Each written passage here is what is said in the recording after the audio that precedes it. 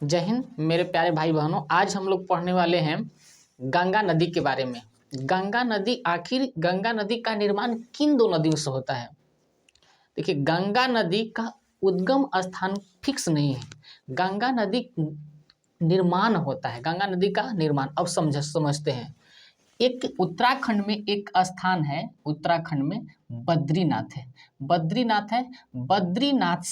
बद्रीनाथ के संतोपंथ हिमानी से, यह एक बर्फ का बहुत बड़ा ग्लेशियर है। संतोपंथ हिमानी से निकलती है दो नदियां।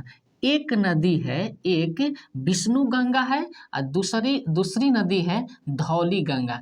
पहली नदी विष्णु गंगा, दूसरी धौली गंगा। अब इन दो नदियां जहां पर आकर मिलती है, इस मिलन स्थल को कहते हैं संगम। इस संगम का नाम है विष्णु प्रयाग। का नाम है विष्णु प्रयाग। अब विष्णु प्रयाग है। अब विष्णु प्रयाग से, यानी देखिए, ध्यान से सुनिए, इधर से आती है विष्णु गंगा, इधर से आती है धौली गंगा। दोनों नदियां जहां पर आकर मिलती है, उस मिलन स्थल को कहेंगे विष्णु प्रयाग। अब विष्णु प्रयाग से एक ही नदी का निर्माण होता है, जिसका नाम है अलकनंदा। अब अलकनंदा आगे की ओर बढ़ती है। अब आगे की ओर बढ़ने से एक इसमें अलकनंदा में आकर मिलती है नदी, जिस नदी का नाम है नंदाकिनी। इस नदी का नाम कौन सी है? नंदाकिनी। उसके बाद अलकनंदा में आकर मिलती है इधर से पिंडार नदी। इस मिलन स्थल को हम बताएंगे एक बार में, जिसको हम लोग जानते हैं पंचप्रयाग के नाम से। पंचप्रयाग कौन कौन होता है, हम आप लोग के बताएंगे। अब इस अलकनंदा आगे की ओर बढ़ती है पिंडार नदी को लेकर। अब कुछ दूर बढ़ने के बाद यहाँ से केदारनाथ से एक नदी निकलती है, जिस नदी का नाम है मंदाकिनी नदी। इस नदी का नाम कौन सी है? मंदाकिनी नदी। अब मंदाकिनी नदी को भी लेकर अलकनंदा आगे बढ़ती है। फिर गंगोत्री से, उत्तराखंड के गंगोत्री से एक नदी निकलती है। इस नदी का नाम है भागीरथी नदी। कौन सी है? भागीरथी। ये आकर अलकनंदा में मिलती है। अब मेरे प्यारे भाई बहनों, यहाँ पर अलकनंदा में नदी आकर मिल रही है इधर से भागीरथी और अलकनंदा में। अब यहाँ से गहराई, अब नदी का नाम चेंज होता है। अब नदी के नाम चेंज गहराई के आधार पर होता है। तो अब यहाँ से गहराई हो गया, अब यहाँ से गहराई में बदलाव हो गया, चेंजिंग आ गया। तो अब इस अलकनंदा नदी के नाम बदलकर कहाँ रख दिया गया? गंगा नदी का निर्माण हो गया। अब यहाँ से गंगा नदी का निर्माण। तो अब आप लोगों को स्पष्ट रूप से समझ में आया होगा कि गंगा नदी का उद्गम स्थान नहीं होता है, गंगा नदी का निर्माण होता है। गंगा नदी का निर्माण होता है।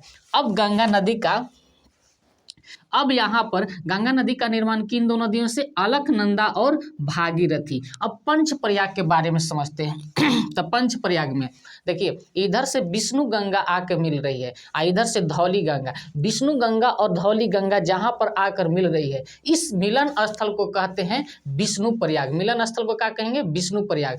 अलकनंदा में अब यहाँ से अलकनंदा का निर्माण होता है। अलकनंदा में इधर से आकर मिल रही है नंदाकिनी। तो नंदाकिनी आकर मिल रही है, तो इस मिलन स्थल को कहेंगे नंद प्रयाग। क्या कहेंगे?